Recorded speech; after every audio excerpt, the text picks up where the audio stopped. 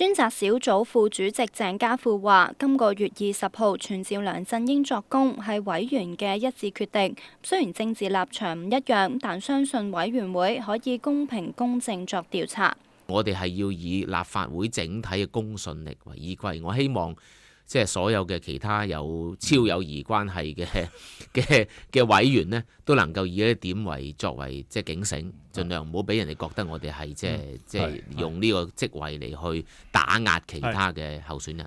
另一名委員會成員李永達補充，由於立法會議員任期快將結束，佢哋只有3個月時間調查，希望集中搜集有關梁振英嘅資料。而當年西九設計比賽評審之一嘅立法會議員劉秀成就認為，梁振英喺事件中有疏忽，梁振英應該向楊經文道歉。我覺得對楊經文就好大影響啦，係咪先？你擺咗咁多功夫落去，而因為咁嘅水少係梗係啦，係咪先啦？喂，冠軍係300萬獎金嘅喎，唔係冇錢，即係呢個唔講咩延後利益咁啊！呢個我唔講嗰啲咁嘅嘢，但係至少對呢個比賽呢係唔公平啊嘛。劉秀成話：當評審知道楊經文作品涉及利益衝突嘅時候，好快決定取消作品參賽資格，亦都一致同意將結果保密。香港寬頻電視記者廖正文報道。